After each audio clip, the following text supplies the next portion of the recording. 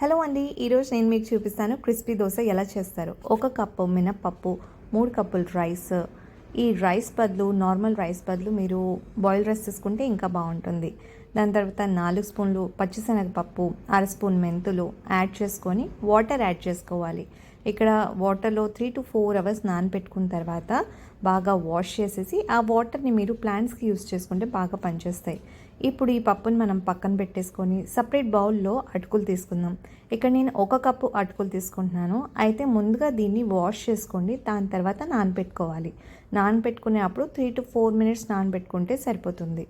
అయితే ఇప్పుడు నేను మిక్సీ జార్ తీసుకొని ఇక్కడ నానబెట్టుకునే అన్నీ జార్లో వేసుకొని కొంచెం అటుకులు కూడా యాడ్ చేసుకొని వాటర్ సరిపడా యాడ్ చేస్తాను. అయితే కొన్నిసార్లు చాలామందికి అర్థం కాదు వాటర్ ఎంత యాడ్ చేయాలో అనేది. మీరు హ్యాండ్ ఇలా పెట్టుకొని చూస్తే అంతవరకు వాటర్ ఉంటే సరిపోతుంది. ఇప్పుడు మనం దీన్ని గ్రైండ్ చేసేసుకుందాం. గ్రైండ్ చేసుకున్న తర్వాత కన్సిస్టెన్సీ అనేది ఇలా ఉండాలి. సో బాగా పలుచగా ఉండకూడదు, బాగా థిక్గా కూడా ఉండకూడదు. ఇప్పుడు సపరేట్గా ఒక పెద్ద బౌల్ తీసుకొని దాంట్లోకి ట్రాన్స్ఫర్ చేసుకున్నాం. ఇందాక మిగిలిపోయిన పప్పు కూడా నేను మంచిగా గ్రైండ్ చేసేసుకున్నాను, అది కూడా ట్రాన్స్ఫర్ చేసుకుంటున్నాను. ఇప్పుడు దీంట్లో సరిపడా ఉప్పు మీ టేస్ట్ ప్రకారం మీకు ఎంత కావాలో అంత మీరు యాడ్ చేసుకోవచ్చు.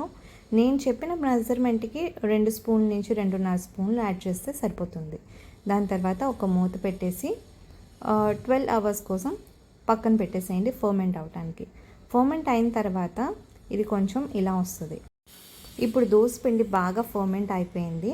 ఇప్పుడు మనం పెనం తీసుకొని దాన్ని బాగా వేడి చేసుకుందాం. అయితే ముందుగా తప్పు చేసేది చాలామంది ఏంటంటే హై ఫ్లేమ్లో పెట్టేసుకుంటారు. లో ఫ్లేమ్లో ఒక 10 మినిట్స్ అలా ఉంచేసి ఆయిల్ రాసి పక్కన అలా ఉంచేసేయండి. 10 మినిట్స్ తర్వాత మీడియం ఫ్లేమ్లో పెట్టుకొని దోశ వేసుకొని అప్పుడు కూడా ఫ్లేమ్ని ఎక్కువ హైలో పెట్టుకోకుండా మీడియంలో పెట్టుకుంటే మీ దోశ బాగా క్రిస్పీగా వస్తుంది.